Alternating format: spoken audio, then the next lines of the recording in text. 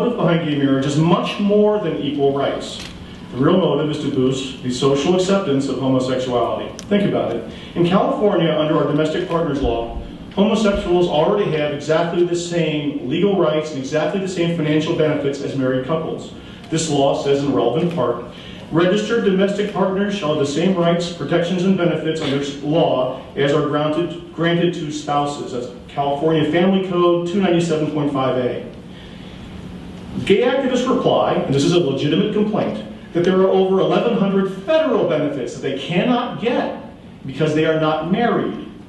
That's understandable, and I don't want to take money away from gay people. So what's the logical solution to this problem? Just pass one federal law that says homosexual couples who are registered as domestic partners or civil unions should get the same exact benefits as married couples under any federal program. That's all you have to do. Then why are gay activists in California going so much further, honestly?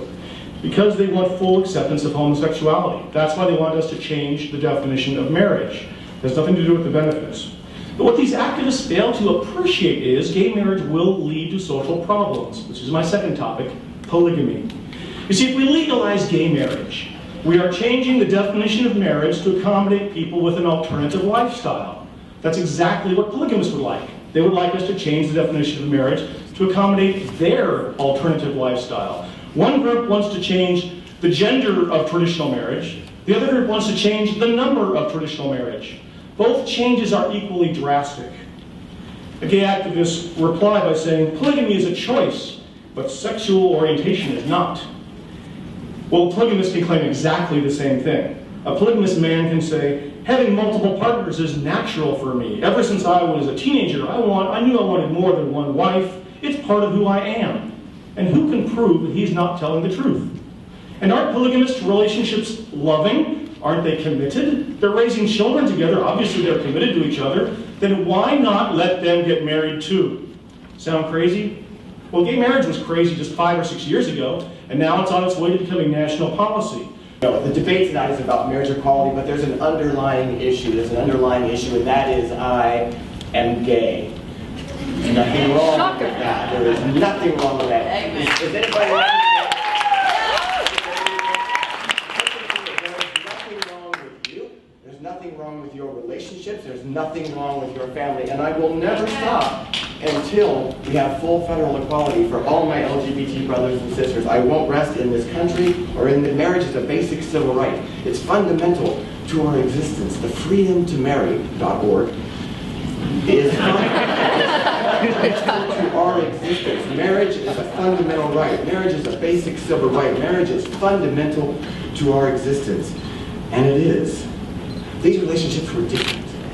They were not approved of by society. Nobody voted. It had to go to the court to get it approved. You know what I'm talking about. If you look back right now, you think, oh, how sad was that? Why didn't we understand? Why didn't we understand? Some of you are saying, well, that was interracial marriage. This is different. This is gay marriage. It's not gay marriage. And I'll tell you right now, the Lovings and the Perez's and the Davises, they didn't want to get interracially married. They just wanted to get married. Gay couples do not want to get gay married. They just want to get married. They just want what you have. They don't want to ride the back of the bus. They don't want a different drinking fountain. The important things, the things that are important to your family and your children are important to our families and our children. We don't want to be treated differently. We want to be treated the same as you. In May, the NAACP issued a resolution supporting marriage equality. The oldest and largest civil rights organization in the country said LGBT rights are civil rights and we support you. Right after that, in June, La Raza, NCLR, National Center for Latino Rights did the same thing. The two largest civil rights organizations in this country support marriage equality. It is time, ladies and gentlemen, for all of us to support the freedom to marry for everyone. Thank you. All it takes is for one federal judge to say if gays can be married, then so can polygamists. But let's assume, for the sake of argument, that polygamy never becomes legal in America. That still does not justify gay marriage. It only makes gay activists into hypocrites. You see, if gay activists do not support the right for polygamists to get married, then they are discriminating. They don't really want marriage equality for everyone, just for themselves, but not for any other sexual minority. That's why it's ironic if gay activists call me intolerant or unfair or discriminating, because if they refuse to support another sexual minority's desire to be married, then they are also being intolerant, unfair, and discriminating. I want to respond to Mr. Bradford's reference to the civil rights movements. People often use words like equality and equal rights because they want us to think that letting gay people get married is basically the same thing as letting black people vote or letting blacks and whites get married. But there are some big differences. When we finally gave black people the right to vote, we did not change the definition of voting, and we did not violate the oldest tradition in our culture. Back in the 1960s, we also got rid of those stupid laws that prevented blacks and whites from getting married to each other. But again, we did not change the definition of marriage to do that, and we did not violate the oldest tradition in our culture. Most important of all, the discriminatory law that prevented blacks and whites from getting married was based on race. That's why it was struck down. However, laws that prevent gay couples from getting married are not based on race, they are based on lifestyle. Just as our laws against polygamy are not based on race, they're based on lifestyle. The 14th Amendment was never intended to grant equal protection based on lifestyle. So gay marriage is simply not a civil right, and being gay is not the new black. Mr. Bradford's interpretation of case law was very accurate. However, he did not stress enough importance on the fact that marriage is not just a legal institution, it is a social institution. And society has the right to control its own institutions. That means society has the right to decide what kind of relationship can qualify as marriage. That's exactly what society did when the majority of people in California voted for Prop 8. If gay activists believe that society does not have the right to control its own institutions, then frankly, they don't care much about society. They care more about their own self-esteem. Thank you. I can make some choices, and I have some power in my life. But you know, there are a lot of young people in this room and in this community and in our churches and other houses of faith who don't have, you know, that kind of flexibility and the ability to make some decisions about their own lives. And the research on the negative impact psychologically and in terms of the mental health of our young people from their religious communities and their wider community that do not support them, it is absolutely devastating. And friends, that is the real sin that we need to be talking about.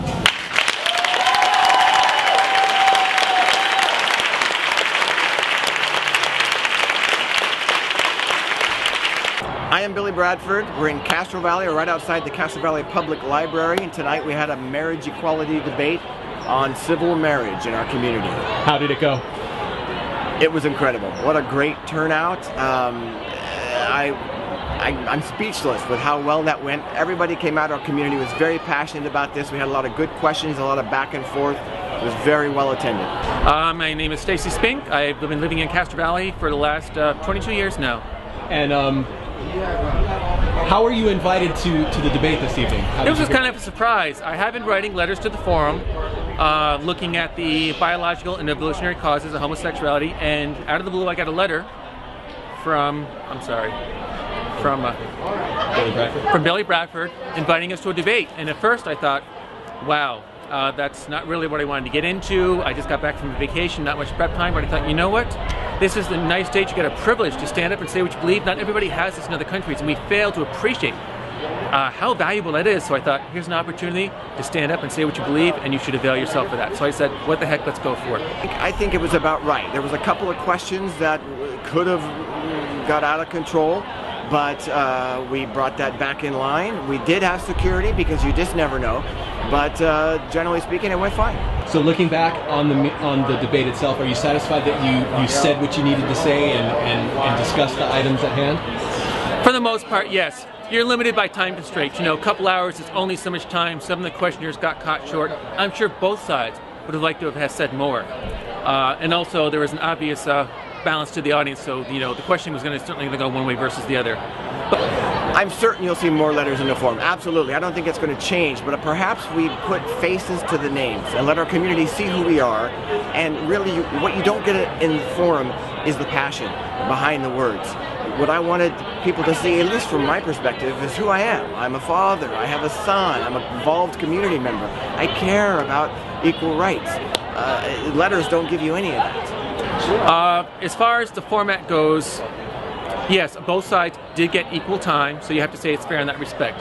But with regards to the audience reception and listening, well, you've got to look at the makeup of the audience and make that judgment for yourself. Yeah, you can see this is a very passionate topic, and you can see from the turnout of the audience clearly how one-sided the turnout was. But what is very interesting is that kind of turnout, though, is not representative of the community at large.